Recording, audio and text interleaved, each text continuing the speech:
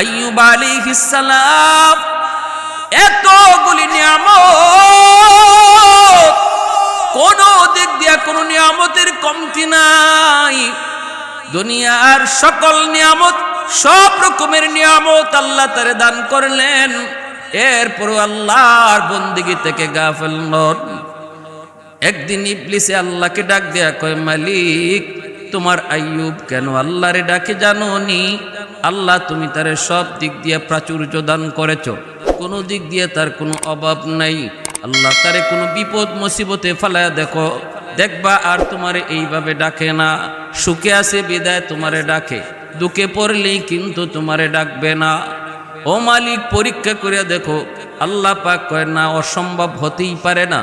আইয়ুব আমার পয়গম্বর, আমার নবী, সে যে হালতেই থাকুক না কেন আমি আল্লাহকে কখনো ভুলতে পারে না। ইবলিসে কয়, আমি মানি না। বিপদে ফালায়া দেখো, বন্দেগী করব দূরের কথা, নাম নি মনে আছে এটা দেখো, নাম নি তোমার মনে থাকে এটা তুমি দেখো। আল্লাহ পাক কয়, ইবলিস তাহলে বুঝি তুই দেখতে চাস? কয়, মালিক আমি দেখতে চাই। শুরু হয়ে গেল আল্লাহর পয়গম্বর আইয়ুব আলাইহিস সালামের উপর পরীক্ষা। পরীক্ষা শুধু নয়, কঠিন কঠিন থেকে কঠিন পরীক্ষা। এমন একটা দুইটা পরীক্ষায় পড়লেই আমরা ফেল করতাম, এমন একটা দুইটা পরীক্ষায় করলেই আমাদের হুঁশ থাকতো না। প্রথম নম্বর পরীক্ষা হলো আইয়ুব আলাইহিস সালামের যত সহায় সম্পদ ছিল, সম্পদের উপরে একে একে মুসিবতের খবর আসতে লাগলো। একে একে মুসিবতের খবর, অমুক জায়গায় এটা ধ্বংস, অমুক জায়গায় এটা আগুন লাগছে, অমুক জায়গায় এটা ধ্বংস হয়ে গেছে। এইভাবে যত সম্পদ ছিল একে একে সবগুলি সম্পদ ওনার হাতছাড়া হতে লাগলো। যতই বিপদের সংবাদ নবীর কাছে আয়, নবী কিন্তু ভেঙ্গে পড়েন না, বরং মুসিবত বিপদ আসলে পরে আল্লাহ যে দোয়া শিখাইছেন এই দোয়াটাই তিনি পইরে আল্লাহর শুকরিয়া জ্ঞাপন করেন, বরং আল্লাহর আদেশ এবং আল্লাহর সিদ্ধান্তের উপরেই তিনি রাজি হয়ে যান। আল্লাযীনা ইযা সাবাতুহুম মুসিবা ক্বালু ইন্না লিল্লাহি ওয়া ইন্না ইলাইহি রাজিউন। আল্লাহ পাক বলে, যে কোনো মুসিবত তোমাদের উপরে আসুক না কেন, মুসিবতের খবর শোনা মাত্রই তুমি ইন্না লিল্লাহি ওয়া ইন্না ইলাইহি রাজিউন পড়বা। আমরা শুধু মানুষের মৃত্যু সংবাদ শুনলে এই দোয়াটা পড়ি না, না, এই দোয়া শুধু মৃত্যুর সাথেই খাস নয়। যে কোনো মুসিবত, যে কোনো ছোটোখাটো মুসিবতে পড়লো, কষ্টে পড়লো, সাথে সাথে এই দোয়াটা পড়া। অর্থ হলো, আল্লাহ আমরা তোমারই জন্য, তোমার দিকে সবার যেতে হবে। আজ আমার ভাই, কাল আমি। এইভাবে আল্লাহ পাকের সিদ্ধান্তের উপরে নিজেকে সন্তুষ্ট রাখা। আল্লাহ কয়, ইবলিস মুসিবতের খবর আমার পয়গম্বরের কাছে আসলো, দেখো একবারের জন্য না শুকরি করে নাই, একবারের জন্য সে বেসবরি করে নাই। আমি আল্লাহর হুকুমকে মেনে নিয়েছে, আমি আল্লাহর সিদ্ধান্তটাকেই মেনে নিয়েছে। ইবলিসে কয়, মালিক 6টা ফুলা আছে জোয়ান জোয়ান, 6টা ছেলে আছে জোয়ান জোয়ান। আইয়ুব তো মনে মনে এই কথা কয়, সম্পদ গেছে তো কি হইছে, 6টা ছেলে আছে আমার বড় জোয়ান জোয়ান, আমার ছেলে এবং আমি মিলে সম্পদ আবার যোগাবো। ছেলেদের উপরে ভরসা কইরা সে তোমার সিদ্ধান্তকে মেনে নিয়েছে। আল্লাহ পাক কই, তাহলে বুঝি তুই আরো দেখতে চাস? কয়, হ, তাহলে আরো দেখতে চাই। 6টা ছেলে এক রুমের ভিতরে ঘুমাইল রে যুবক। রাতের বেলা চাঁদ ভেঙ্গে 6টা যুবক একসাথে এক জায়গায় মারা গেল। মৃত্যুর সংবাদ নবীর কাছে পৌঁছলো। নবী আল্লাহ পাকের হুকুম, আল্লাহর সিদ্ধান্ত কি হাসি মুখে মেনে নেয়। ইন্না লিল্লাহি ওয়া ইন্না ইলাইহি রাজিউন। সন্তান আমার কাছে ছিল আমানত, আল্লাহ তার আমানতকে বুঝায় নিয়ে নিছে। আমি আল্লাহর দেওয়া আমানত আল্লাহকে বুঝায় দিছি, অতএব আমার মনে কোনো ধরনের কষ্ট নাই। আমার মনে কোনো ধরনের কোনো অভিযোগ নাই। বাবা তোমরা যা পথের পথিক, আমি নবী আইয়ুব একই পথের পথিক। সবাই আমরা আল্লাহর জন্য আমরা একই দিকে রওনা দিব, তার কাছে ফিরে যাব। আল্লাহ কয় ইবলিস শুনছো শুনছো আমার আইয়ুব কি কয়? ইবলিস কয় মালিক চারটা তার সুন্দরী সুন্দরী বিবি আছে, এই চারটা বিবির কারণে সে এখনো ভরসা রাখে। সন্তান মারা গেছে তো কি হইল, বিবি তো আছে, বিবি থাকলে সন্তান তো দুনিয়াতে আবারও আসার সম্ভাবনা আছে। এজন্যই আইয়ুব তোমার এই সিদ্ধান্তকে হাসি মুখে মেনে নিয়েছে। আল্লাহ পাক ইবলিস তাহলে বুঝি তুই আরো দেখতে চাও? ইবলিস কয় হ্যাঁ আরো দেখতে চাই। আল্লাহ পাকের হুকুম, মালাকুল মউত আজরাইল চারজন বিবির ভিতরে তিনজন যে রাতে এক জায়গায় ঘুমাইছেন, আর আইয়ুব আলাইহিস সালামের খেদমতে ছিলেন বিবি রহিমা। চার বিবির ভিতরে তিন বিবি যেই করে ঘুমায়াছেন, এই জায়গায় তিনজনের একসাথে মৃত্যু হয়েছে গো। কিন্তু আইয়ুব আলাইহিস সালামের খেদমতে যিনি ছিলেন বিবি রহিমা, আল্লাহর হুকুমে আল্লাহ পাক তারে বাঁচায় রাখলেন। তিনজন বিবির ইন্তেকালের খবর পয়গম্বরের কাছে আসার পরেও তিনি আল্লাহ পাকের নাশুকুর বান্দা নন। তখন তিনি আল্লাহ পাকের সিদ্ধান্তকে মেনে নিয়া ইন্না লিল্লাহি ওয়া ইন্না ইলাইহি রাজিউন এই বইলা আল্লাহ পাকের সিদ্ধান্তকে মেনে নিলেন। আল্লাহর হুকুম থেকে বিন্দু পরিমাণ গাফেল হন না। না না, চিরাচরিত নিয়ম মাফিক জিকির আজকারের রুটিনও কোনো পরিবর্তন হয় না। বিন্দু পরিমাণ আল্লাহর জিকিরের মধ্যে রুটিনে পরিবর্তন হয় না। আল্লাহ আবারও ডাক দেয়া কয় ইবলিস শুনছনি?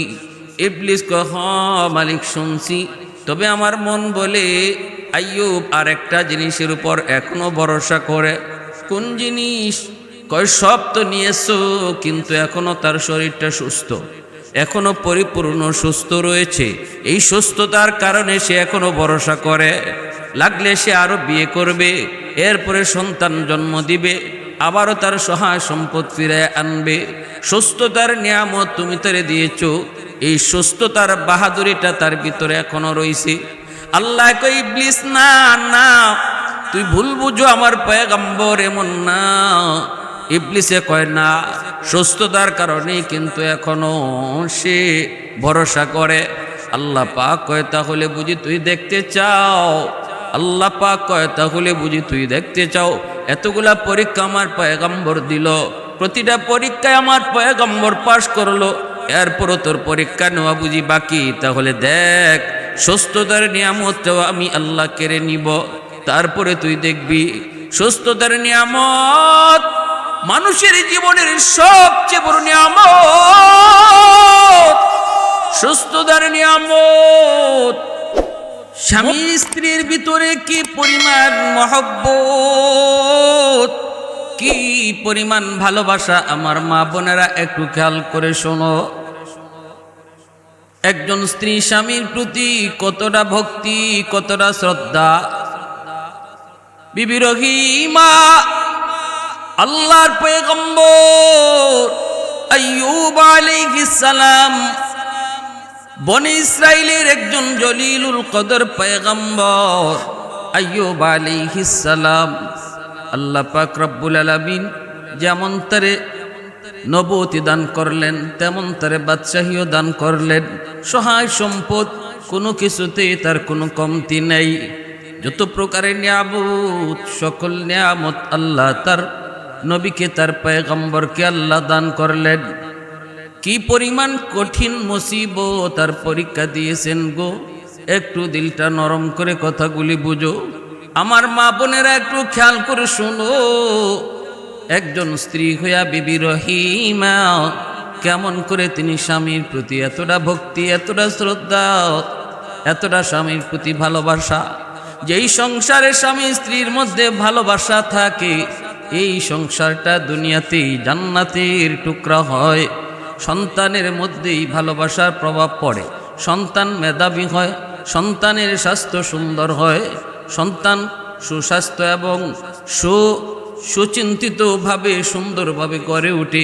যেই ঘরের মধ্যে স্বামী স্ত্রীর মধ্যে দ্বন্দ্ব হয়, ঝগড়া হয়, গালাগালি হয়, এর বদ আসরটাও সন্তানের উপরে পড়ে। স্বামী স্ত্রীর ভিতরে ভালোবাসা শুধু দুইজনের জন্যই ভালো নয়, এর ভালো আসর সন্তানের উপর যায় যেমন ভাবে পড়ে, খারাপ এবং মন্দ, এই মন্দ কাজের আসরটাও সন্তানের উপরে যায় বেশি পড়ে।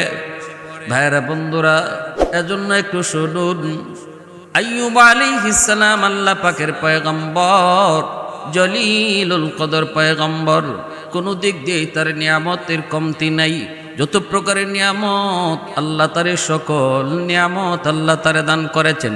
সুস্থতার নিয়ামত দান করেছেন আল্লাহ তারে, সম্পদের নিয়ামত দান করেছেন, সন্তানের নিয়ামত আল্লাহ দান করেছেন, বিবির নিয়ামত আল্লাহ তারে দান করেছেন।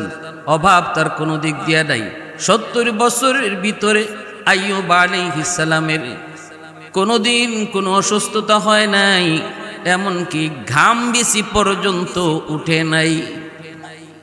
এত বড় নিয়ামত, ছোট্ট থেকে ছোট্ট কোনো মুসিবত 70 বছরের ভিতরে ওনার জীবনে আসে নাই।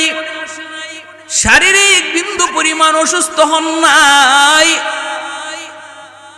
এর ভিতরেও তিনি আল্লাহ পাকের গুণগান, আল্লাহ পাকের প্রশংসা, আল্লাহ পাকের বন্দেগী, আল্লাহ পাকের জিকির আজকারে কোনো কমতি নাই। আমাদের ভিতরে তো এমনও কিছু মানুষ আছে, নিয়ামতের ভিতরে যখন ডুবে যায় তখন আল্লাহকে ভুলে যায়। দ্বন্দ্বলতের মালিক হলে সে আল্লাহকে ভুলে যায়। টাকা পয়সার মালিক হলে মসজিদ থেকে দূরে সরে যায়। অন্যায় কাজে মন্দ কাজে লিপ্ত হয়। পয়সা খরচ করবে কোন জায়গায়? মদ খায়া পয়সা খরচ করে, গাঞ্জা খায়া পয়সা খরচ করে, নারীবাজি কইরা পয়সা খরচ করে। কিন্তু আল্লাহ পাক রব্বুল আলামিন একজন মানুষকে, আল্লাহ পাক ধন দৌলত দিয়েও আল্লাহ পরীক্ষা নেয়। গরিবকেও আল্লাহ পাক গরিবী হালত নিয়েও পরীক্ষা নেয়। ধনীকে আল্লাহ পরীক্ষা নেয়, ধন দৌলত পাইয়া সে শুকরিয়া আদায় করলো কিনা। আর গরিবকে আল্লাহ পরীক্ষা নেয়, গরিবী হালতে তাই কেউ সে সবর করলো কিনা। এই পরীক্ষা অনেকেই বুঝে না রে আল্লাহর গোলাম, অনেকেই বুঝে না বুঝা গরিব অনেক সময় আল্লাহর উপর অভিমান কইরা আল্লাহর বন্দেগী থেকে দূরে সরে যায়। আর ধনী সম্পদ পায়া সে বেলাইনে বেফতে চলে যায়। এজন্য এই দুনিয়াটা মানুষের জন্য পরীক্ষার হল। গরিব হলো তুমি পরীক্ষা দিতেছো, ধনী হলো তুমি পরীক্ষাই দিতেছো। ওয়ালানাবলুওয়ান্নাকুম বিশাইইম মিনাল খাউফি ওয়াল জু' ওয়া নাকসিম মিনাল আমওয়ালি ওয়াল আনফুসি ওয়াস সামারাত ওয়া বাশশিরিস সাবিরিন। আল্লাহ পাক রব্বুল আলামিন পরীক্ষার কথা আয়াতে আয়াতে জায়গায় জায়গায় আল্লাহ পাক বলে দিয়েছেন। অন্য আয়াত পবিত্র কোরআনের সূরাতুল মুলকের মধ্যে আল্লাহ বলেন, আল্লাযী খালাকাল মাউতা ওয়াল হায়াতা আল্লাযী খালাকাল মাউতা ওয়াল হায়াতা লিয়াবলুয়াকুম আইয়ুকুম আহসানু আমালা। আল্লাহ পাক রব্বুল আলামিন হায়াত মউত নামক এই দুনিয়ার জীবন ব্যবস্থাটারে আল্লাহ পাক দিছেনি পরীক্ষার ভিতরে। অতএব ধনীও পরীক্ষার হলে, গরিবও পরীক্ষার হলে। ধনী পরীক্ষা দেয়, ধনী হওয়ার পরও সে আল্লাহকে ভুলে যায় নাকি আল্লাহর গোলামি করে। গরিব গরিবী হালত পরীক্ষা দেয়, এই অবস্থায় সে সবর কইরা আল্লাহর বন্দেগী করে কি করে না। আইয়ুব আলাইহিস সালাম এতগুলি নিয়ামত, কোন দিক দিয়া কোন নিয়ামতের কমতি নাই। দুনিয়ার সকল নিয়ামত, সব রকমের নিয়ামত আল্লাহ তারে দান করলেন। এরপরও আল্লাহর বন্দেগী থেকে গাফেল নন। একদিন ইবলিসে আল্লাহকে ডাক দেয়া কয়, মালিক তোমার আইয়ুব কেন আল্লাহরে ডাকে জানো নি? আল্লাহ তুমি তারে সব দিক দিয়ে প্রাচুর্য দান করেছো, কোনো দিক দিয়ে তার কোনো অভাব নাই। আল্লাহ তারে কোনো বিপদ মুসিবতে ফেলায়া দেখো, দেখবা আর তোমারে এইভাবে ডাকে না। সুখে আছে বিদায় তোমারে ডাকে, দুঃখে পড়লেই কিন্তু তোমারে ডাকবে না। ও মালিক, পরীক্ষা করে দেখো। আল্লাহ পাক কয় না, অসম্ভব হতেই পারে না। আইয়ুব আমার পয়গম্বর, আমার নবী, সে যে হালতেই থাকুক না কেন আমি আল্লাহকে কখনো ভুলতে পারে না। ইবলিসে কয় আমি মানি না। বিপদে ফালায়া দেখো, বন্দেগী করব দূরের কথা, নাম নি মনে আছে এটা দেখো, নাম নি তোমার মনে থাকে এটা তুমি দেখো। আল্লাহ পাক কয় ইবলিস তাহলে বুঝি তুই দেখতে চাস? কয় মালিক আমি দেখতে চাই। শুরু হয়ে গেল আল্লাহর পয়গম্বর আইয়ুব আলাইহিস সালামের উপর পরীক্ষা। পরীক্ষা শুধু নয়, কঠিন কঠিন থেকে কঠিন পরীক্ষা। এমন একটা দুইটা পরীক্ষায় পড়লেই আমরা ফেল করতাম, এমন একটা দুইটা পরীক্ষায় করলেই আমাদের হুঁশ থাকতো না। প্রথম নম্বর পরীক্ষা হলো আইয়ুব আলাইহিস সালামের যত সহায় সম্পদ ছিল, সম্পদের উপরে একে একে মুসিবতের খবর আসতে লাগলো। একে একে মুসিবতের খবর, অমুক জায়গায় এটা ধ্বংস, অমুক জায়গায় এটা আগুন লাগছে, অমুক জায়গায় এটা ধ্বংস হয়ে গেছে। এইভাবে যত সম্পদ ছিল একে একে সবগুলি সম্পদ ওনার হাতছাড়া হতে লাগলো। যতই বিপদের সংবাদ নবীর কাছে আয়, নবী কিন্তু ভেঙ্গে পড়েন না, বরং মুসিবত বিপদ আসলে পরে আল্লাহ যে দোয়া শিখাইছেন এই দোয়াটাই তিনি পইরে আল্লাহর শুকরিয়া জ্ঞাপন করেন, বরং আল্লাহর আদেশ এবং আল্লাহর সিদ্ধান্তের উপরেই তিনি রাজি হয়ে যান। আল্লাযীনা ইযা সাবাতুহুম মুসিবা ক্বালু ইন্না লিল্লাহি ওয়া ইন্না ইলাইহি রাজিউন। আল্লাহ পাক বলে যে কোনো মুসিবত তোমাদের উপরে আসুক না কেন, মুসিবতের খবর শোনা মাত্রই তুমি ইন্না লিল্লাহি ওয়া ইন্না ইলাইহি রাজিউন পড়বা। আমরা শুধু মানুষের মৃত্যু সংবাদ শুনলে এই দোয়াটা পড়ি না, না, এই দোয়া শুধু মৃত্যুর সাথেই খাস নয়। যে কোনো মুসিবত, যে কোনো ছোটোখাটো মুসিবতে পড়লো, কষ্টে পড়লো, সাথে সাথে এই দোয়াটা পড়া। অর্থ হলো আল্লাহ আমরা তোমারই জন্য, তোমারই দিকে সবার যেতে হবে। আজ আমার ভাই, কাল আমি। এইভাবে আল্লাহ পাকের সিদ্ধান্তের উপরে নিজেকে সন্তুষ্ট রাখা। আল্লাহ কয় ইবলিস, মুসিবতের খবর আমার পয়গম্বরের কাছে আসলো, দেখো একবারের জন্য না শুকরি করে নাই, একবারের জন্য সে বেসবরি করে নাই। আমি আল্লাহর হুকুমকে মেনে নিয়েছে, আমি আল্লাহর সিদ্ধান্তটাকেই মেনে নিয়েছে। ইবলিসে কয় মালিক 6টা ফুলা আছে জোয়ান জোয়ান, 6টা ছেলে আছে জোয়ান জোয়ান। আইয়ুব তো মনে মনে এই কথা কয়, সম্পদ গেছে তো কি হইছে, 6টা ছেলে আছে আমার বড় জোয়ান জোয়ান, আমার ছেলে এবং আমি মিলে সম্পদ আবার যোগাবো। ছেলেদের উপরে ভরসা কইরা সে তোমার সিদ্ধান্তকে মেনে নিয়েছে। আল্লাহ পাক কই তাহলে বুঝি তুই আরো দেখতে চাস? কয় হ, তাহলে আরো দেখতে চাই। 6টা ছেলে এক রুমের ভিতরে ঘুমাইল রে যুবক। রাতের বেলা চাঁদ ভেঙ্গে 6টা যুবক একসাথে এক জায়গায় মারা গেল। মৃত্যুর সংবাদ নবীর কাছে পৌঁছলো। নবী আল্লাহ পাকের হুকুম, আল্লাহর সিদ্ধান্ত কি হাসি মুখে মেনে নেয়। ইন্না লিল্লাহি ওয়া ইন্না ইলাইহি রাজিউন। সন্তান আমার কাছে ছিল আমানত, আল্লাহ তার আমানতকে বুঝায় নিয়ে নিছে। আমি আল্লাহর দেওয়া আমানত আল্লাহকে বুঝায় দিছি। অতএব আমার মনে কোনো ধরনের কষ্ট নাই, আমার মনে কোনো ধরনের কোনো অভিযোগ নাই। বাবা তোমরা যা পথের পথিক, আমি নবী আইয়ুব একই পথের পথিক। সবাই আমরা আল্লাহর জন্য, আমরা একই দিকে রওনা দিব, তার কাছে ফিরে যাব। আল্লাহ কয় ইবলিস শুনছো, শুনছো আমার আইয়ুব কি কয়? ইবলিস কয় মালিক 4টা তার সুন্দরী সুন্দরী বিবি আছে, এই 4টা বিবির কারণে সে এখনো ভরসা রাখে। সন্তান মারা গেছে তো কি হইল, বিবি তো আছে, বিবি থাকলে সন্তান তো দুনিয়াতে আবারও আসার সম্ভাবনা আছে। এজন্যই আইয়ুব তোমার এই সিদ্ধান্তকে হাসি মুখে মেনে নিয়েছে। আল্লাহ পাক ইবলিস তাহলে বুঝি তুই আরো দেখতে চাও? ইবলিস কয় হ্যাঁ আরো দেখতে চাই। আল্লাহ পাকের হুকুম, মালাকুল মউত আজরাইল 4 জন বিবির ভিতরে 3 জন যে রাতে এক জায়গায় ঘুমাইছিল, আর আইয়ুব আলাইহিস সালামের খেদমতে ছিলেন বিবি রহিমা। 4 বিবির ভিতরে 3 বিবি যেই করে ঘুমায়াছেন, এই জায়গায় 3 জনের একসাথে মৃত্যু হয়েছে গো। কিন্তু আইয়ুব আলাইহিস সালামের খেদমতে যিনি ছিলেন বিবি রহিমা, আল্লাহর হুকুমে আল্লাহ পাক তারে বাঁচায় রাখলেন। 3 জন বিবির ইন্তেকালের খবর পয়গম্বরের কাছে আসার পরেও তিনি আল্লাহ পাকের নাশুকুর বান্দা নন।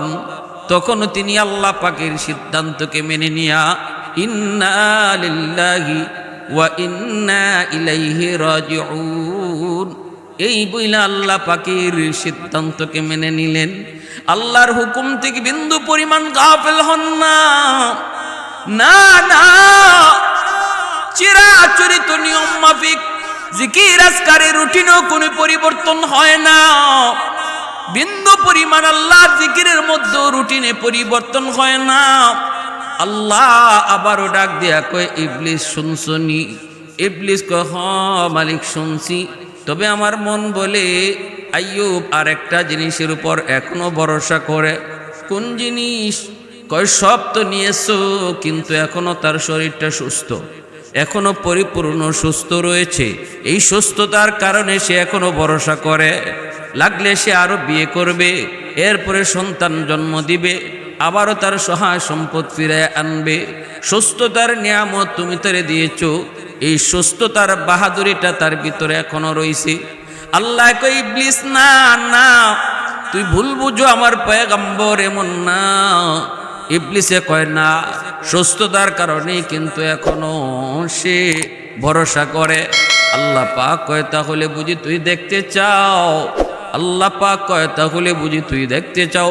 এতগুলা পরীক্ষা আমার পয়গম্বর দিল, প্রতিটা পরীক্ষায় আমার পয়গম্বর পাশ করলো, এরপরও তোর পরীক্ষা নেওয়া বুঝি বাকি? তাহলে দেখ, সুস্থতার নিয়ামতটাও আমি আল্লাহ কেড়ে নিব, তারপরে তুই দেখবি। সুস্থতার নিয়ামত মানুষের জীবনের সবচেয়ে বড় নিয়ামত। সুস্থতার নিয়ামত মূসা আলাইহিস সালামকে আল্লাহ, আমি যদি নবী হইতাম, তুমি যদি খোদা হইতা, কোন জিনিসটা চাইতা? আমি যদি খোদা হইতাম, তুমি যদি বান্দা হইতা, আমার কাছে কি চাইতা? আল্লাহ কয় মূসা এটা তো কখনো হওয়ার না। মূসা নবী কয় মালিক আমিও জানি এটা কখনো হবে না, কিন্তু আমার একটা উদ্দেশ্য আছে। আল্লাহ একটু কও কও, আমি খোদা হইলে তুমি আমার কাছে কি চাইতা? আল্লাহ কয় যদি এমন কখনো হয়, এমন কখনো হইতো, তাহলে আমি সুস্থতার নিয়ামত তোমার কাছে চাইতাম। এজন্য সুস্থতা এত বড় নিয়ামত। মূসা নবীর সাথে সাথে আল্লাহ কয় মালিক আমি পেয়ে গেছি, আমি যে উদ্দেশ্যে তোমার কাছে এই প্রশ্ন করেছিলাম, জবাব পেয়ে আমিও তোমার কাছে কি চাইবো এটা পেয়ে গেছি। আল্লাহ তুমি আমাকে সুস্থতার নিয়ামত তুমি দান করো, কারণ সুস্থতার নিয়ামত যার কাছে থাকবে তার নামাজ ভালো লাগবে, সুস্থতার নিয়ামত থাকলে পরে রোজা রাখা সম্ভব হবে, সুস্থতার নিয়ামত থাকলে আল্লাহর জিকির আজকার করতে ভালো লাগবে।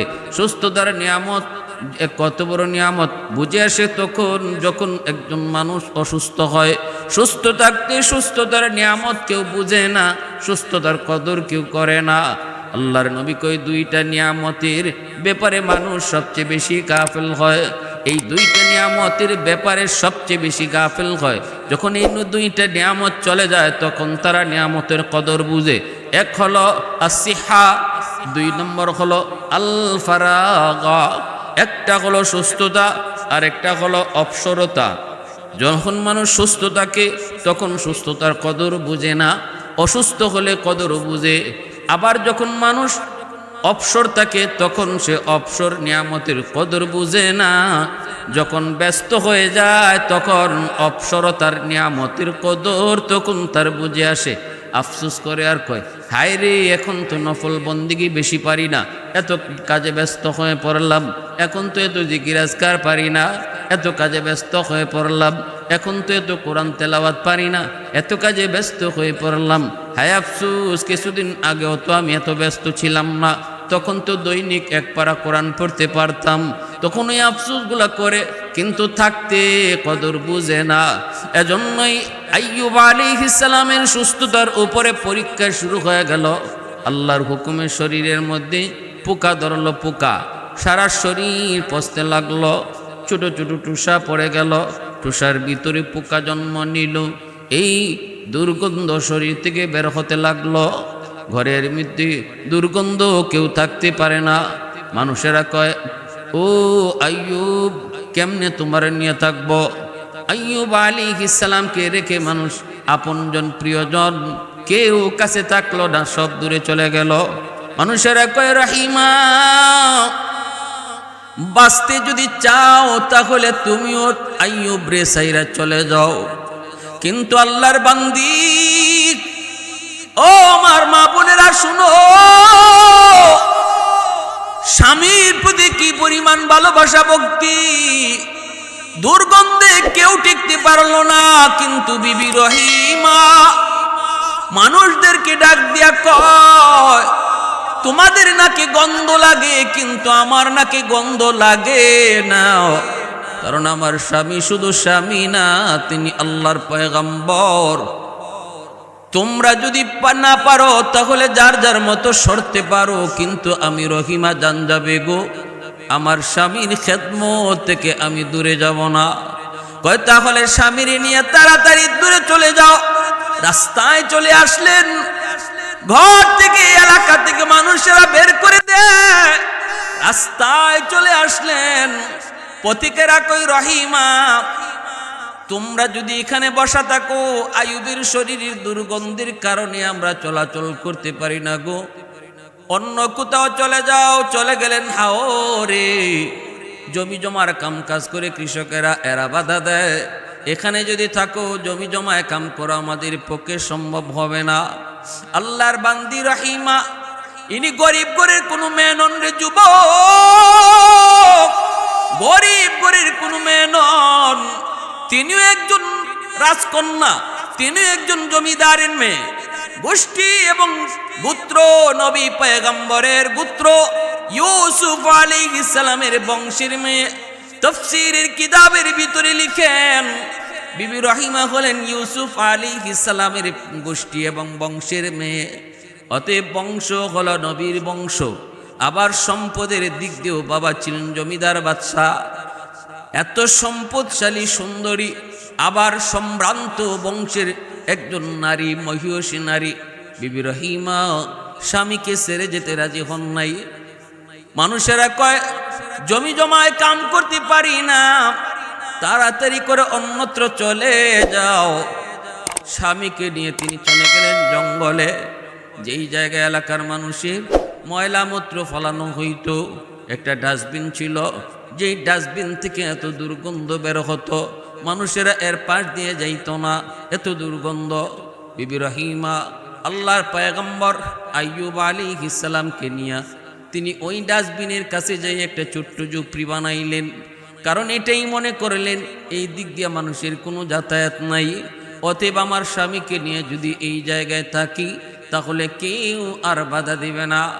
এই জায়গাতেই থাকতে লাগলেন, স্বামীর সেবা করেন, কিন্তু স্বামীর কে খাওয়াবেন, খানার তো প্রয়োজন। তিনি চলে যেতেন সকালবেলা বসতিতে, গ্রামের ভিতরে যায়া তিনি টুকটাক কাম কইরা কিছু খাবার সংগ্রহ কইরা এই খাবার নিয়ে স্বামীকে তিনি খাওয়াইতেন গো। এ আল্লাহর গোলাম স্বামীরে খাওয়াইতেন হালুয়া পাকাইয়া, কিন্তু এই হালুয়া কেমনে খাওয়াইবেন গো? চামচ দিয়ে মুখে দিতে পারেন না, কারণ পুরা মুখটা পুকে খায়া শেষ করে ফেললো, দাঁতের জামিটা পর্যন্ত পুকে খায়া শেষ করে ফেলেছে। চামচ দিয়া যদি খাওয়াইতে যান চামচটা যদি ওই ক্ষত জায়গার মধ্যে লাগে তাহলে নবী চিৎকার দিয়ে উঠে। আঙ্গুল দিয়েও খাওয়াইতে পারেন না, আঙ্গুলের নখটা যদি ক্ষত জায়গার মধ্যে লাগে তাহলে চিৎকার করে উঠেন, চিৎকার দিয়ে উঠেন। আল্লাহ পাক রব্বুল আলামিনের কাছে পয়গম্বর শুধু একটাই আবদার করেছিলেন, মালিক ও মালিক, আমি তোমার কাছে কখনো বেসুবরি করব না, না শুকরি করব না। আল্লাহ শুধু একটা আবদার করি, মালিক 70 বছর পর্যন্ত আমাকে তুমি সুস্থতার নিয়ামত দিয়েছো, একটা দিনের জন্য আমার নিয়ামত তুমি কেড়ে নাও নাই। আজ তুমি আমাকে অসুস্থ বানাইছো, বছরের পর বছর চলে যায়। আল্লাহ তোমার কাছে একটা আবদার করি, তুমি আমার অসুস্থতা দিয়েছো, শুধুমাত্র সবর করার মতো তৌফিক তুমি আমাকে দান কইরো। আরেকটা আবদার করি, মালিক পোকায় যদি আমার দাঁত খায়, পোকায় যদি আমার চেহারা খায়, পোকায় যদি আমার হাতও খায়, পোকায় যদি আমার পাও খায়, পোকায় যদি আমার পুরা বডিটাও খায়, চোখও খায়, কানও খায়, খাক, আমার আপত্তি নাই। কিন্তু মালিক আমার জিহ্বাটা তুমি পোকা দিয়ে খাওয়াও না, কারণ এই জিহ্বা দিয়ে আমি আল্লাহ আল্লাহ জিকির করি। আল্লাহ আমার জিহ্বাটা যদি পোকায় খায়, আমি কেমনে তোমারে আল্লাহ কয়া ডাকমু, কেমনে তোমারে আল্লাহ আল্লাহ জিকির করমু। আল্লাহ তুমি আমার জিহ্বাটা পোকা দিয়া খাওয়ায় না। আল্লাহর পয়গম্বর আল্লাহর কাছে আবদার করেছে, মালিক সবর করার তৌফিক দান কইরো। এ আল্লাহর গোলাম বিবি রহিমা কেমনে তিনি খাওয়াবেন, কিভাবে খাওয়াবেন? চামচ দিয়েও পারেন না, হাত দিয়েও পারেন না। ওই অবস্থায় নিজের জিহ্বাটার মধ্যে হালুয়া উঠাইয়া ওই জিহ্বাটারে চামচ বানাইয়া জিহ্বাটার পয়গম্বরের মুখের ভিতরে ঢুকাইতেন। নিজের জিহ্বাটারে, নরম জিহ্বাটারে ভিতরে ঢুকাইয়া অলকমের কাছে নিয়ে তিনি হালুয়াটা ভিতরে ঢুকাইয়া দিতেন। আল্লাহর বান্দি স্বামীর প্রতি কি পরিমাণ ভালোবাসার ভক্তি! যেই দুর্গন্ধ মানুষ থাকতে পারে না, ওই দুর্গন্ধ মুখের মধ্যে নিজের জিহ্বাটারে চামচ বানিয়ে হালুয়া ঢুকাইতেছেন। এ দুনিয়ার মুমিন বান্দা বান্দিরা শুনো, বিশেষ করে আমার মা বোনেরা খেয়াল করো। আমার নবী রহমতের নবী বলেছেন, কোন মহিলার উপরে যদি তার স্বামী রাজি থাকে, আর যদি আর মহিলা দুনিয়া থেকে বিদায় নেয়, ওই মহিলার জন্য জান্নাতের গ্যারান্টি নবী দিয়েছেন। আল্লাহর নবী বলছেন, যদি আল্লাহর পরে কাউকে সেজদা করার আদেশ আল্লাহ দিত, তাহলে আমি নবী বলি, মালিক দুনিয়ার নারীদেরকে তার স্বামীকে সেজদা করার জন্য আদেশ দিয়ে দিত। এতটা সম্মান, এতটা ইজ্জত আল্লাহ পাক স্বামীকে দিয়েছেন রে আল্লাহর বান্দি। এবার আল্লাহর বান্দি বিবি রহিমা চামচ বানাইলেন নিজের জিহ্বাটারে চামচ বানায়া স্বামীরে তিনি এইভাবে হালুয়া খাওয়ান। একদিন জিহ্বার মধ্যে একটা পোকায় কামড় মারলো। ওই পোকার কামড় খাইয়া বিবি রহিমা চিত হয়ে মাটিতে পড়া গেলেন, বেহুশ হয়ে গেছেন যন্ত্রণায়। হুশ ফেরার পর স্বামীকে ডাক দিয়া বলেন, স্বামী গো, কেমনে আপনি সহ্য করেন এতগুলি পোকার কামড়? একটা পোকার কামড় আমি সহ্য করতে পারলাম না। আর আজকে আপনি বছরের পর বছর, এতটা বছর যাবৎ কেমনে আপনি পোকার কামড় সহ্য করেন গো স্বামী? একটু আল্লাহর কাছে বলেন, একটু আল্লাহর কাছে চান, আল্লাহ যেন আপনারে সুস্থ করে দেয়। পয়গম্বর আইয়ুব আলাইহিস সালাম বিবিকে ডাক দিয়ে বলেন, বিবি তুমি কি অধৈর্য হয়ে গেছো? তুমি কি অধৈর্য হয়ে গেছো গো বিবি? যদি তোমার কষ্ট হয় তাহলে তুমি চলে যাও। তোমার যদি কষ্ট হয় তুমি চলে যাও, আমার কোনো আপত্তি নাই, আমি তোমার উপর রাজি আর খুশি। ওই দিন যদি ওই বিবিদের সাথে তুমি ওই ঘরে ঘুমাইতে, তাহলে আজ তুমিও দুনিয়া থেকে বিদায় হয়ে যেতে। একা একাই আমি মালিকের কাছে শুধু হাত পাতে তাকায় থাকতাম। অতএব বিবি গো এমন কথা কইও না, 70 বছর যে মালিক আমারে সুস্থ রাখলো, আর আজকে কয় বছর হইছে? 17 বছর হইছে, 16-17 বছর, এখনো 70 বছরের কাছেও যায় নাই। 70 বছর যদি আমি অসুস্থ থাকি, তাহলে তো 70 বছর সুস্থ থাকার বরাবর হয়, নিয়ামতের বরাবর হয়, এখনো তো বরাবরই হয় নাই। তাহলে কোন মুখে আমি মালিকরে ডাক দিয়া কইমো, আল্লাহ তুমি আমারে সুস্থ করো, আল্লাহ তুমি আমারে সুস্থ করো? কোন মুখে আমি চাইবো? না না, আমি পারবো না। যদি তোমার কষ্ট হয় বিবি গো, তুমি চলে যেতে পারো। সাথে সাথে বিবি রহিমা স্বামীর পা জড়ায় কান্না শুরু করে দিলেন, আর বলতেছেন, স্বামী গো আমি ভুল করেছি, আমাকে আপনি মাফ করে দেন, আমি আর জীবনে কোনোদিন এমন কথা বলবো না, কোনোদিন এমন কথা আমি বলবো না। এরপরে আল্লাহর বান্দি তিনি বের হয়েছেন এলাকার মধ্যে, বসতির মধ্যে স্বামীর জন্য খানার ব্যবস্থা করবেন। রহিমায় কয়, মা চুল তুমি দাবি কইরো না, না না, কারণ এই চুলটা হলো আমার স্বামীর লাঠি। আমার স্বামী আল্লাহর পয়গম্বর, অসুস্থ মানুষ, হাজত সারার জন্য তিনি যখন উঠতে চান, তখন আমার লম্বা চুলটা দইরা তিনি লাঠি বানাইয়া উঠেন। আমার চুলটা তুমি চাইও না, আমার চুলটা দাবি কইরো না, এই চুলটা হলো আমার স্বামীর লাঠি। ইহুদি মহিলা কয়, আমি এত কিছু বুঝি না, কিছু চুল যদি দাও তাহলে আমি তোমাকে খাবার দেব। বাধ্য হয়ে বিবি রহিমা স্বামীর কথা মনে করে নিজের চুল দিয়া দিলেন। এইদিকে ইহুদি মহিলা কিছু চুল কাইটা রাখলো, আর তিনি খাবার নিয়ে রওনা দিছেন। ইবলিস সাথে সাথে পয়গম্বরের কাছে হাজির হয়ে কয়, মানুষের সুরত ধরে কয়, আইয়ুব, রহিমা যে প্রতিদিন তোমার জন্য খাবার নিয়ে আসে, জানো নি কেমনে আনে? কয় কেমনে? কয় মানুষের বাড়িতে চুরি কইরে তোমার জন্য খানা নিয়ে আসে। পয়গম্বর কয়, অসম্ভব, আমার বিবি এমন হতেই পারে না, কারণ সে শুধু বিবি নয়, সেও পয়গম্বরের বংশের। সে শুধু বিবি নয়, সেও পয়গম্বরের বংশের। অতএব পয়গম্বরী রক্ত যার দেখে আসি, সে কখনো চোর হতে পারে না।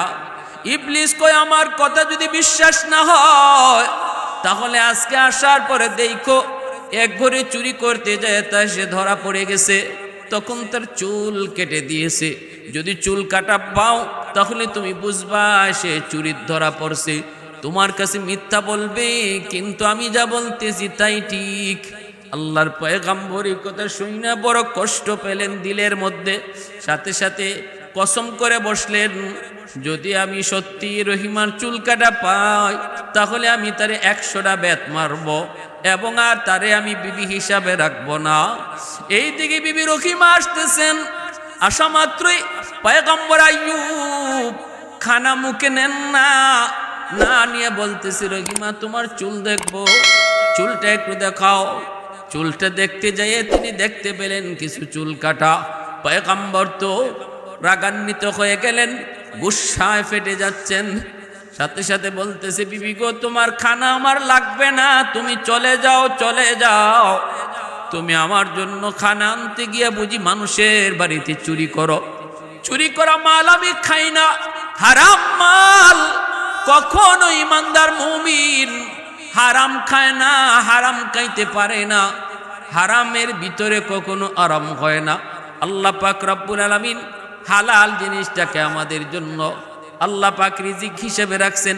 হারাম কখনো মুমিন ইমানদারের রিজিক হতে পারে না। যাও, তুমি চলে যাও, তুমি চলে যাও, তোমার খানা আমি খাবো না। বিবি রহিমা হাউমাউ করে কান্না শুরু করে দেন। স্বামীর পা জড়ায় কই, স্বামী গো কসম খুদার, আমি চুরি করি নাই, আমি চোর না গো স্বামী, চোর না। আমি খানা পাই না কোথাও। একজন মহিলা আমার চুল কাটার শর্ত দিয়ে আমাকে কিছু খানা দিয়েছে। আমি যতই বলেছি চুলটা চাইও না, সে আর কোনো কিছুই মানে না। আমি শুধু আপনার কথা খেয়াল করে, আপনার কষ্টের কথা খেয়াল করে আমি আমার চুলটা দিয়েছি, তার বিনিময়ে আমি কিছু খানা নিয়ে এসেছি। কিন্তু আইয়ুব আলাইহিস সালাম তিনি কেমনে বিশ্বাস করবেন? সাথে সাথে আল্লাহ জিব্রাইলকে পাঠায়, কই জিব্রাইল তাড়াতাড়ি আমার হাবিবের কাছে, আমার বন্ধুর কাছে যাও, আমার পয়গম্বরের কাছে যাও, জয়া পয়গম্বরকে বলো রহিমা যা কইছে তাই ঠিক, আর আগে যে কয়ে গেছে সে হলো ইবলিস। আর আমার পয়গম্বরে কইও 100টা বেত মারার যে কসম করেছিল, এই কসম পুরা করার জন্য 100টা ছোট ছোট কঞ্চি হাতে নিয়া একবার শুধু রহিমার গায়ে আঘাত করতো, কসম পুরা হয়ে যাবে।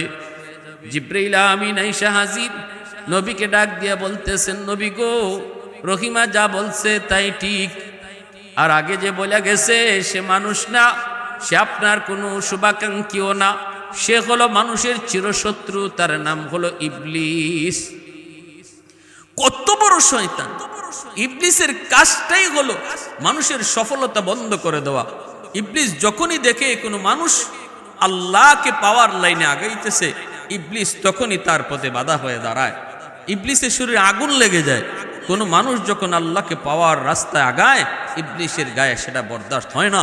কারণ আল্লাহর কাছে ওয়াদা করে আসছে, যে মানুষের কারণে আজকে আমি জাহান্নামী হয়েছি, ওই মানুষ কেমন করে জান্নাতে যায় আমি ইবলিস দেখব।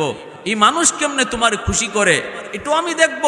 আমি তার ডানে বামে সামনে পিছনে সর্বদিক দিয়া ষড়যন্ত্রের জাল বিছিয়ে রাখবো। যাবে কোন পথে? যে পথেই যাবে আমার জালে আটকা পড়বে। কিন্তু আল্লাহ বলে, ইল্লা ইবাদাকা মিনহুমুল মুখলাসিন, আমার মুখলিস বান্দা যারা, তাদের বিন্দু পরিমাণও ক্ষতি করতে পারবি না। যারা আমি আল্লাহকে ভয় করে, যারা আমাকেই সাথে নিয়ে চলে, তার কোনো ক্ষতি তুই করতে পারবি না। ইমানদার মুমিন ভালো করে মনে রেখো, আল্লাহ রিজিক যা আমাদের জন্য আল্লাহ পাক হালাল রিজিকের ব্যবস্থা করেছেন, হারাম থেকে দূরে থাকতে বলেছেন। হালালের ভিতরে আল্লাহ পাক শান্তি রাখছেন, আর হারামের ভিতরে অশান্তি রাখছেন। সুদ খাওয়া হারাম, ঘুষ খাওয়া হারাম, চিটারি বাটপারি করা হারাম, অন্যের মাল ভক্ষণ করা হারাম। করতে পারো, আনতে পারো, শান্তি পাবা না। শান্তি দেওয়ার মালিক আল্লাহ। টাকায় শান্তি আসে না, সম্পদের ভিতরে শান্তি না, শান্তির মালিক আল্লাহ, এর চাবিও আল্লাহর হাতে। আল্লাহ যদি শান্তি দেয় তাহলেই শান্তি মিলে, আর আল্লাহ যদি শান্তি না দেয়, কোটি কোটি টাকার মালিক হয়েও শান্তি নামক নিয়ামতের দেখা পাবে না। এটা আল্লাহর হাতে। শান্তি যদি কিনতেই পাওয়া যাইতো, তাহলে দুনিয়াতে গরিব শান্তির কোনো বাগই পাইতো না। সব ধনীরা শান্তি কিনে লই আইতো টাকা দিয়া। টাকা পয়সা তো সব শান্তির জন্য। এই শান্তি যদি না পাইলে তো টাকা দিয়ে কি হইতো? টাকা দিয়ে শান্তি কিনে নিয়ে আসতো। কিন্তু না, আল্লাহ পাক এটা তার হাতেই রাখছেন। দেখবেন গরিব আরামে ঘুমায়, আর কোটিপতি ঘুমের ট্যাবলেট খাইয়েও ঘুম ধরে না। গরিব আরামে ঘুমায়, রিক্সাওয়ালা রিক্সা থামায়া হাতটারে বালিশ বানায় ঘুমায় যায়, আর কোটি কোটি টাকার মালিক মকমলের বিছানায় এসি রুম, এরপরও ঘুম আসে না। আমার ভাইয়েরা, বন্ধুরা, যুবক, এরপরে জিব্রাইল আমিন নবীকে একটা সালাম দিলেন। আল্লাহর পয়গম্বর তিনি সালামের জবাব দিতে একটু দেরি করলেন। আল্লাহ রব্বুল আলামিন জিব্রাইলকে জানাইছে, জিব্রাইল, আমার পয়গম্বর আইয়ুব পরীক্ষায় উত্তীর্ণ হয়ে গেছে। 70 বছর পর্যন্ত যদি আমি তারে অসুস্থ রাখি, সে সাফ সাফ জানাই দিছে, এর ভিতরেও সে একবারও সে না সবুর হবে না, বেসবুর হবে না। এরপরে সে আমার কাছে হয়তো সুস্থতার নিয়ামত আবদার করবে, সমানে সমানে গেলে। অতএব আমার আইয়ুবের পরীক্ষায় পাস। ইবলিস, এবার তুই কি করব? ইবলিসে কয়, মালিক আমারও বুঝ হয়ে গেছে। ফেরেশতারা কয়, মালিক আর পরীক্ষা লাগবে না। আইয়ুব নবী তার পরীক্ষায় 100 সফল। আল্লাহ কয়, জিব্রাইল, এবার তুমি যাও। রহিমা গেছে কিসে? এলাকার ভিতরে ঢুকছে খানা আনতে। তুমি যায়া আমার পয়গম্বর আইয়ুবকে আমার সালাম জানাও। জিব্রাইলে আমিন আইসা সালাম জানালেন। নবী সালাম দিতে একটু দেরি করলেন। এরপরই জিব্রাইল সালাম একটু দেরিতে জবাব দেওয়ার কারণে জিব্রাইল জিজ্ঞেস করে, নবী গো, নবী হয়ে যদি সালামের জবাব দিতে দেরি করেন, উম্মত কি করবে? সালাম দেওয়া সুন্নত, জবাব দেওয়া ওয়াজিব। ভালো করে একটা মাসালা বুঝবেন, সালাম দেওয়া সুন্নত, জবাব দেওয়া ওয়াজিব। একজনে সালাম আপনারে দিল, আপনি যদি সালামের জবাব না দেন তাহলে ওয়াজিব তরকের গুনাহ হবে। সালাম যে দিল সে না দিলে তার গুনাহ হইতো না, কিন্তু কেউ যদি দেলায় তার জবাব আপনাকে দেওয়ানোই লাগবো, না দিলে আপনার গুনাহ হইব। কবিরা গুনাহ কি জাত গুনাহ? কবিরা গুনাহ হইব। ওয়াজিব তরকের গুনাহ হলো কবিরা গুনাহ। এজন্য সালাম যে দেয় তারে জবাব শোনায়া দিতে হয়। মুখে মুখে মনে মনে জবাব দিল জবাব হয় না। সালামের জবাব সালাম দাতাকে শোনায়া দিতে হয়। এটা হলো সালামের জবাব দেওয়ার তরিকা। আমাদের সমাজের কিছু মানুষ আছে সালাম দিলে পরে উত্তর না দিয়ে কয় উ উ, মাথা ঝুঁকি দিয়ে কয় উ উ কুয়া কোনো জবাব হয় না। সালামের জবাব দিতে হয় ওয়ালাইকুম আসসালাম ওয়া রাহমাতুল্লাহ তারে শুনাইয়া। আর রাজনৈতিক কিছু সালাম আছে আসসালামু আলাইকুম হ্যাঁ তুলে, এটাও কোনো সালাম না। সালামের গোষ্ঠীও না, সালামের বংশও না, সালামের সয় না। কিছু মানুষ আছে আসসালামু আলাইকুমও কয় না, কয় সালাম আলাইকুম।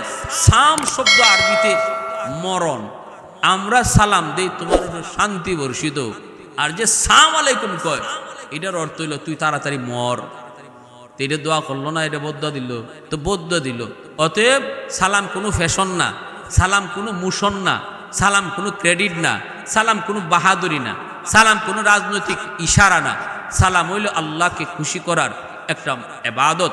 এটা এবাদত করলে যে আগে দেয় তারে আল্লাহ পাক 10টা সওয়াব দান করে।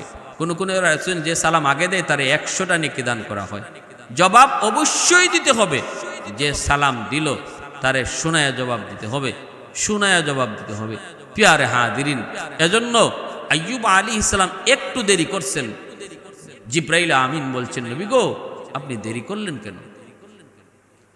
পয়গম্বর আইয়ুব সাথে সাথে নিজের উযর পেশ করেন আর বলেন ওগো আল্লাহর ফেরেশতা জিবরাইল, আপনি যখন আমাকে সালাম দিয়েছেন তখন আমার জিহ্বার মধ্যে একটা পোকা ছিল, পোকাটায় আমার দাঁতের মারি খাইতেছে। আমি যদি ওই সময়ে সালামের জবাব দিতাম তাহলে আমার জিহ্বা থেকে পোকাটা হয়তো মাটিতে পড়ে যেত। আমি ভয় পেয়েছি কিয়ামতের ময়দানে এই পোকা যদি আল্লাহর কাছে নালিশ করে, আল্লাহ তোমার পয়গম্বর আইয়ুবের জিহ্বায় বসাছিলাম, আমারে খাইতে দেয় নাই, জিহ্বা থেকে ফালাইয়া দিছে। কি জবাব দেব, কি জবাব? এই ভয় আমার অন্তরের ভিতরে আসলো। আমি ভাবলাম আমার পোকাটা আল্লাহর মেহমান হয়ে আইছে, তার মতো সে চলে যাক, এরপরে আমি সালামের জবাব দিব। পোকাটা যখন আমার জিহ্বা থেকে সরছে তখন আমি আপনার সালামের জবাব দিছি। আল্লাহ পাক জিব্রাইল ডেকে, জিব্রাইল আমার পয়গম্বর আইয়ুব রে কেমন পাইছো? জিব্রাইল কয় মালিক ভাষা নাই, ভাষা নাই। আল্লাহ সুপারিশ করি আর পরীক্ষা নিও না। আল্লাহ কয় আইয়ুব রে কও নিজের পায়ের গোড়ালি দিয়া মাটিতে আঘাত করত, পানি বের হবে, এই পানি দিয়ে গোসল করতে কও, সব পোকাগুলা শরীর থেকে ঝরে পড়বে। জিব্রাইল কয় নবী গো পায়ের গোড়ালি দিয়ে আঘাত করেন। আইয়ুব নবী কয় ভাই জিব্রাইল পাই তো নাই, গোড়ালি পাই ভাই কই? জিব্রাইল কয় যতটুকু আছে এতটুকু দিয়ে আঘাত করেন। আঘাত করা মাত্রই পানি বের হতে লাগলো। এই পানি দিয়ে আপনি গোসল করেন, পানি পান করেন। গোসল করলেন, পানি খাইলেন, সাথে সাথে শরীর থেকে ঝরঝর করে সবগুলি পোকা পড়ে গেল। আল্লাহ পাক রব্বুল আলামিন কয় আইয়ুব গোসল করে উঠা মাত্রই দেখবা তুমি পূর্ণ 25 বছরের যুবক। নবী দেখতেছেন তার সেই পূর্ণ যৌবন ফিরে এসেছে, পূর্ণ যৌবন ফিরে এসেছে। আল্লাহ পাক রব্বুল আলামিন হারানো যৌবন আবার তারে ফিরিয়ে দিলেন। তিনি বৈশা রয়েছেন একটু দূরে, জিব্রাইল আমিন চলে গেলেন। বিবি রহিমা আসলেন স্বামীর কাছে। আয়েশা দেখেন যেখানে ঝুপড়ি ছিল ঝুপড়িতে স্বামী নাই, ভয় পেয়ে গেছেন। আল্লাহর কাছে কান্দে, মালিক আমার স্বামীরই বুঝি বাগে খেয়ে ফেলেছে। তাকায় দেখেন উঁচা একটা জায়গায় একটা যুবক বসা, পিছন দিক দিয়া চেহারা ঠিক মতো দেখা যায় না। কাছে যায় পিছন থেকে ডাক দিয়া বলেন কে গো তুমি? ওখানে আমার স্বামী ছিলেন অসুস্থ, আল্লাহর পয়গম্বর। তুমি কি তারে কখনো দেখেছো? তুমি কি তারে দেখেছো? আমি তো তারে জায়গায় পাইতেছি না, নাকি তারে কোনো বাঘ ভাল্লুক খেয়ে ফেললো? নবী কোনো জবাব দেয় না, জবাব দেয় না। বারবার জিজ্ঞানোর পর এইবার তিনি জবাব দিয়া কয়, রহিমা, কারে তুমি কি জিগাইতেছো? যারে তুমি জিগাইতেছো সেই তো তোমার স্বামী আইয়ুব। এই বইলাই তিনি চেহারাটা ঘুরাইলেন, ঘুরাইয়া বিবির কাছে গেলেন আর গিয়া বলেন, রহিমা দেখো তো, 25 বছরে আমার যে যৌবন কালটা ছিল, ওই যৌবনের চেহারাটা একটু খেয়াল করো। খেয়াল কইরাই তিনিও চিনে ফেললেন স্বামীরে, সাথে সাথে বুকে জড়ায় নিলেন আর বলতেছেন, বিবি গো, এটা মালিকের পরীক্ষা ছিল। আমি পরীক্ষায় পাশ করার কারণে আল্লাহ পাক আমার হারানো সকল নিয়ামত আল্লাহ আবার ফিরিয়ে দিছি। আল্লাহ পাক রব্বুল আলামিন বিবিদেরকেও আল্লাহ ফিরিয়ে দিছে, সন্তানও আল্লাহ আবার ফিরিয়ে দিছে, ক্ষমতা আল্লাহ ফিরিয়ে দিছে, সহায় সম্পদ সব কিছু আল্লাহ ফিরিয়ে দিছে। এমনকি বলা হয়েছে তাফসীরের কিতাবে, আইয়ুব আলাইহিস সালাম যে দিক দিয়া যাইতেন, ওনার পিছন দিক দিয়া এরকম স্বর্ণের বৃষ্টি পড়তো। অতীতে যে নিয়ামত ছিল, হারানো নিয়ামত, আল্লাহ যা ফিরিয়ে দিছে, ডাবলের ডাবল আল্লাহ নিয়ামত আবার ফিরিয়ে দিছে। এজন্য ভাইয়েরা বন্ধুরা, একটু দিলটারে নরম করে ঘটনা থেকে শিক্ষা নিব। বিশেষ করে আমার মা বোনেরা খেয়াল করে শুনেন, স্বামীর এতাত, স্বামী ভক্তি আল্লাহর কাছে কত পছন্দ, আল্লাহর কাছে কত পছন্দ। একজন স্ত্রী স্বামীর প্রতি ভক্তি আর স্বামীর সেবা কইরা, স্বামীর আনুগত্য কইরা আল্লাহর কতটা প্রিয় হইতে পারে, এর উজ্জ্বল দৃষ্টান্ত আর নজির হলো বিবি রহিমার সেই সেবা। এজন্য আমার মা বোনদেরকে বলবো, সর্বদা স্বামীর প্রতি ভক্তি রাখি, স্বামীর আনুগত্য করি। আর স্বামীদেরকে বলবো, স্ত্রীকে আমরা মহব্বত করি, ভালোবাসি। ভালোবাসা বিয়ার আগে নয়, ভালোবাসা হবে বিয়ের পরে। স্বামী স্ত্রীর মধ্যে আল্লাহ পাক আমাদের সবাইকে বুঝার এবং আমল করার তৌফিক দান করুন।